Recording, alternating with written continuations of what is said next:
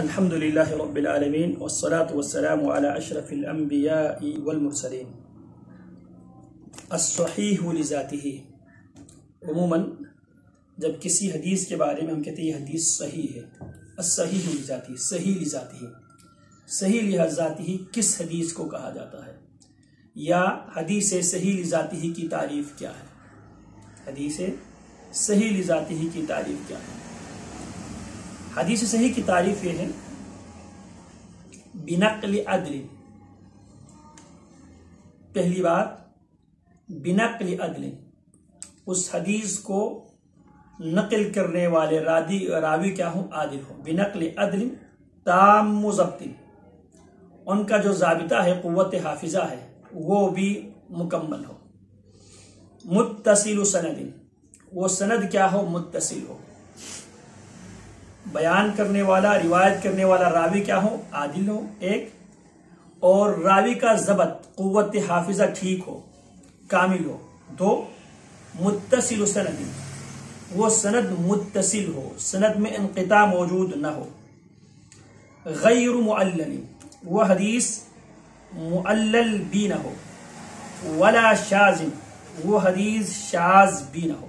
کتنے شروع ہوا حدیث صحیح کے؟ پانچ۔ بنقل عدل، اس حدیث کو روایت کرنے والا راوی کیا ہو؟ عادل ہو۔ عادل کیا ہے؟ عادل وہ ہے جو گناہ کبیرہ گناہ سے بچتا ہو۔ عادل وہ راوی ہے جو گناہ کبیرہ سے بچتا ہو اور ایسی باتوں سے بچتا رہے جس سے اس کی تقوی پر دبا آتا ہو۔ عادل سے مراد وہ راوی جو گناہ کبیرہ سے بچتا ہو اور ایسی باتوں سے بچتا رہے جس سے اس کے تقوی پر دبا آتا ہو۔ ان چیزوں سے پرہیز کرنے والے کو کیا کہا جاتا ہے؟ عادل۔ اب یہ تمام سند کے اندر عادل راوی ہو۔ اچھا، تام ضبط، اس کا جو ضابطہ ہے، کامل ضبط راوی وہ ہے جو روایت کو خوب اچھی طرح یاد رکھے، جب چاہے بے تکلف بیان کر دے، کچھ رکاوٹ نہ ہو۔ یعنی فر وہ اپنے جو روایت وہ بیان کرتا ہے، من وعن، وہی روایت جب بھی اس سے مطالبہ کیا جائے وہ اسی موقع پہ اس روایت کو اسی انداز، اسی الفاظ کے ساتھ ادا کرنے والا ہو۔ یہ دوسری شرط ہے۔ متصل سند، حدیث کے جو راویوں میں سے کوئی چھوٹ نہ گیا ہو، یعنی متسلسل کے ساتھ سند متصل ہو۔ غیر معلل، وہ راوی ہے جو اپنے وہم سے کچھ تغییر اور تبدیل کر دے۔ یعنی معلل وہ راوی ہوتا ہے جو وہم کی بنیاد پہ حدیث کی الفاظ میں ترتیب، یعنی حدیث کے الفاظ میں تغییر و تبدیل کر لے۔ معلل وہ حدیث ہے، غیر معلل اس حدیث کے اندر راوی جو ہے اپنے وہم سے کچھ تغییر اور تبدیل نہ کر دے۔ اچھا، ولا شاذ، وہ راوی اپنے سے سیکھا راوی کے، اپنے سے مضبوط راوی کی وہ مخالفت بھی نہ کرے۔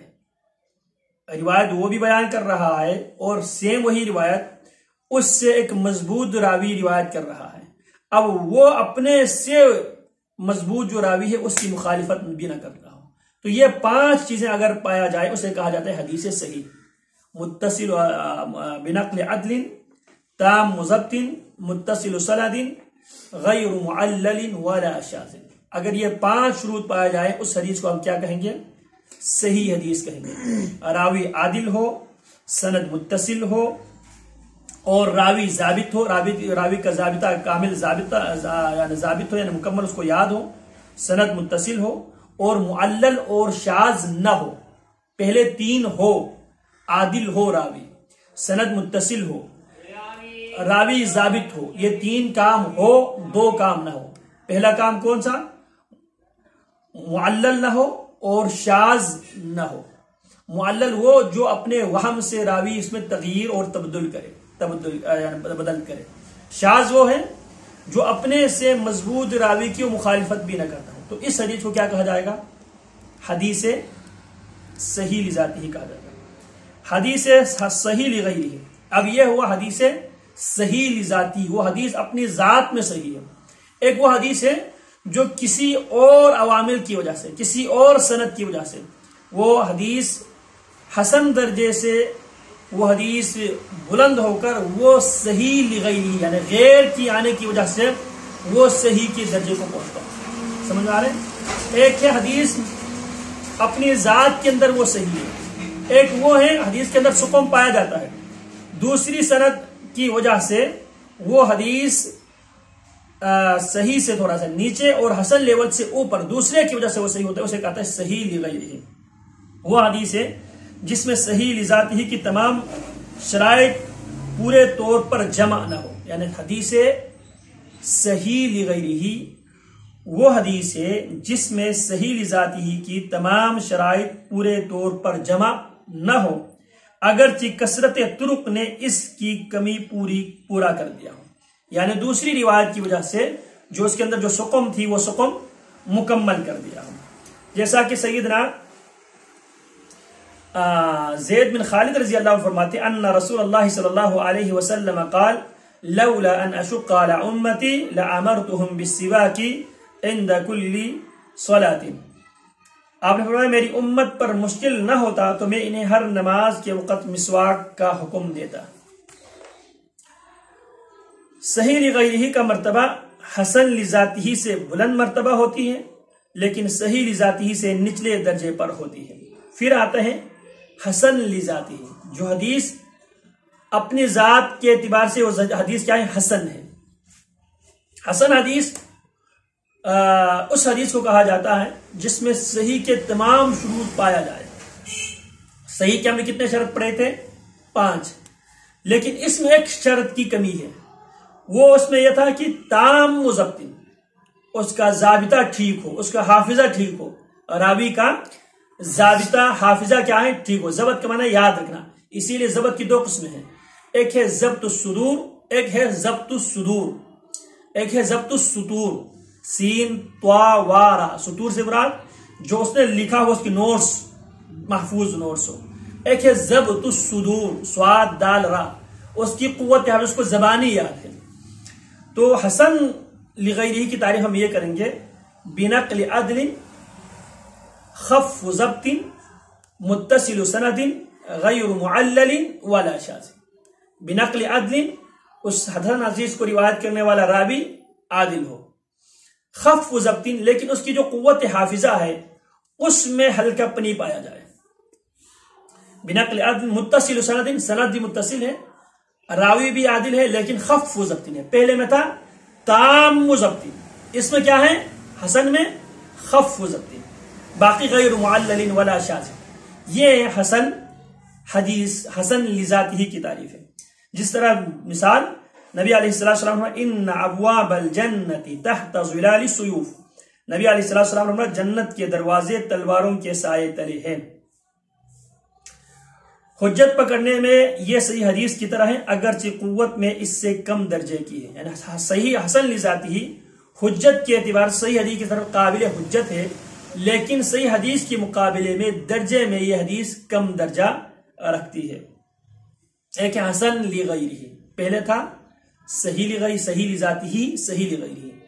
اب حسن لذاتہ اور حسن لغیرہ. حسن لغیرہ کیا ہے؟ اگر حدیث ضعیف میں تعدد طرق نے اس کی ضعف کا نقصان کو دور کر دیا ہو تو اس کو حسن لغیرہ کہتے ہیں.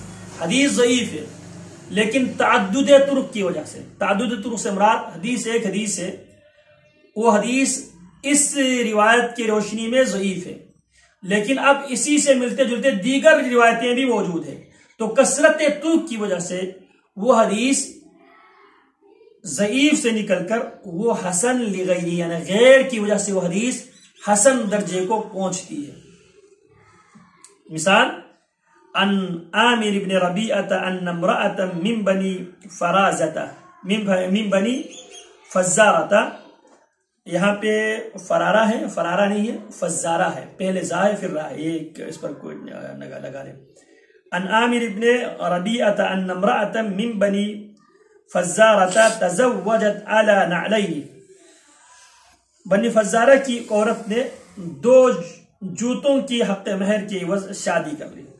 تو نبی علیہ السلام نے ان سے پوچھا ارضیتی من نفسکی وما لکی بنعلین، کیا تو اپنے آپ، کیا تو خوش ہے ان دونوں جوتوں کی عوض اپنے آپ کو عقد میں دینے پر کیا تو خوش ہے؟ قالت نعم، وہ کہنے لگی ہاں اللہ کے حبیب، ان 2 جوتوں کی عوض میں اپنے آپ کو اس آدمی کے عقد میں دینے کے لیے میں راضی ہوں۔ تو آپ نے اس عورت کو اجازت دی۔ اب یہ حدیث سندن ضعیف ہے، لیکن دیگر طرق کی وجہ سے یہ حدیث ضعیف کے درجے سے نکل کر یہ حدیث حسن لغیرہ کے درجے میں داخل ہوا۔ حسن لغیرہ مقبول کی قسم ہے جس سے حجت پکڑی جاتی ہے۔ حسن لغیرہ مقبول کی قسموں میں سے ایک قسم ہے اور جس سے حجت لی جاتی ہے۔ حدیث ضعیف وہ حدیث جس میں ان شرائط میں سے ایک سے زیادہ شرطیں نہ پائی جائیں، یعنی حدیث ضعیف کی کون سی حدیث ہے؟ کتنے شرط پڑے ہم نے حدیث کے؟ حدیث صحیح کے 5 میں سے جو حدیث حسن لغیرہ، حسن لغیرہ میں خف ضبط، راوی کا قوت حافظہ اس لیول کا نہیں ہے جس لیول کا صحیح حدیث میں تھا۔ پھر اس کے بعد متعدد ضعیف حدیث مختلف طرق سے آنے کی وجہ سے وہ ضعیف حدیث ضعیف کے کیٹیگری سے نکل کر وہ حسن لغیرہ کی کیٹیگری میں شامل ہو گئی۔ اب مسئلہ ہے کہ ضعیف حدیث کہتے ہیں کسے ہیں؟ وہ حدیث جس میں ان شرائط میں سے، یعنی ان 5 شرائط میں سے بنقل عدل تام ضبط متصل سند غیر معلل ولا شاذ، ان 5 شروط میں سے یا حسن لغیرہ کا جو حسن لذاتہ کا ہے بنقل عدل تام ضبط، نہیں بنقل عدل خف ضبط، ان شروط میں سے ایک سے زیادہ شرطیں، کتنے شرطیں؟ ایک سے زیادہ شرطیں اگر نہ پائی جائیں، اس کو جو کہ صحیح اور حسن کے معتبر سمجھی گئی ہے، اس حدیث کو کیا کہا جاتا ہے؟ حدیث ضعیف کہا جاتا ہے۔ اگر سند منقطع ہو یا ان میں سے جو بھی شرائط موجود ہو۔ اب پہلے جو ضعیف تھی لیکن اس کو متعدد طرق کی وجہ سے وہ حسن لغیرہ بن گئے تھے، جیسا کہ ابو ہریرہ رضی اللہ تعالیٰ عنہ فرماتے ہیں من اتی حائزا او امرأة فی دبورها او کاہنا فقد کفر بما انزل علی محمد صلی اللہ علیہ وسلم، جو حیض والی عورت کے پاس یا عورت کی دبر میں آیا یا کاہن کے پاس گیا تو اس نے شریعت محمدی کا انکار کیا۔ امام بخاری نے اس حدیث کو اس کے سند کے اعتبار سے ضعیف کہا ہے، یعنی اس کا راوی حکیم اسرم لین الحدیث، حدیث کے معاملے میں بہت ہی نرم پایا جاتا تھا، کمزور پایا جاتا، یعنی ضعیف ہے۔ ضعیف حدیث پر عمل کرنے کا حکم۔ اب ضعیف حدیث پر عمل کرنے کا شرعی حکم کیا ہے؟ ضعیف حدیث پر عمل کرنے نہ کرنے میں علماء کا مختلف الخیال ہے، یعنی ضعیف حدیث پر عمل کرنے نہ کرنے کے اعتبار سے علماء کا اختلاف پایا جاتا ہے۔ جمہور علماء کے نزدیک فضائل اعمال میں ضعیف حدیث پر 3 شرطوں کے ساتھ عمل کیا جا سکتا ہے۔ جمہور علماء کے نزدیک ضعیف حدیث پر فضائل اعمال میں، کس میں؟ فضائل اعمال میں عمل کی فضائل بیان کرنے میں 3 شرطوں کے ساتھ وہ حدیث بیان کرنا جائز اور درست ہے۔ وہ 3 شرطیں جن کو حافظ ابن حجر نے نزہۃ النظر میں بیان فرمایا ہے۔ ضعف شدید نہ ہو، پہلی شرط ضعف یعنی زیادہ سخت قسم کے ضعف نہ ہو۔ نمبر 2 وہ حدیث معمول بھی اصول و قواعد کے تحت درج ہو، وہ حدیث عام ان اصول کے مطابق ہو، معمول بھی اصول یعنی جس اصول کے تحت عمل کرنا ممکن ہے اس کے تحت درج ہو، یعنی اصول سے، اسلامی اصول سے ہٹ کر وہ حدیث اس کی مخالفت میں وہ حدیث نہ آئی ہو۔ نمبر 3 عمل کرتے ہوئے اس کا ثبوت اور صحت کا اعتقاد نہ ہو، عمل کرتے ہوئے اس حدیث کی صحیح ہونے کا عقیدہ بھی نہ ہو، بھئی یہ حدیث صحیح ہے، آپ بیان کرتے ہوئے عمل کرتے ہوئے اس پہ بارے میں یہ عقیدہ بھی نہ ہو کہ بھئی یہ حدیث صحیح ہے۔ اعتقاد نہ ہو بلکہ احتیاط کا عقیدہ ہو۔ اچھا، ضعیف حدیث کا ضعف بیان کیے بغیر درج ذیل 2 شرطوں کے ساتھ بیان کرنا جائز ہے۔ ایک تو یہ کہ حدیث ضعیف ہے، یہ 3 شرطوں کے ساتھ بیان کیا جا سکتا ہے۔ اب یہ کہ اس حدیث کے ضعف بیان کیے بغیر، ایک ہے ضعیف حدیث، ایک ہے حدیث کی کمزوری بیان کیے بغیر کن صورتوں میں اس حدیث کو بیان کرنا جائز ہے۔ ضعیف حدیث کا تعلق عقائد سے نہ ہو تو اس میں یہ بیان کرنے کی ضرورت نہیں ہے کہ بھئی یہ حدیث اس وجہ سے ضعیف ہے۔ جب اس حدیث کا تعلق عقیدے سے نہ ہو، جیسے صفات باری تعالیٰ ہے، جس طرح اللہ رب العالمین کا وجہ، چہرہ ہے، نفس، یاد، کف وغیرہ، حلال و حرام سے متعلقہ شرعی احکام کے بیان نہ ہو،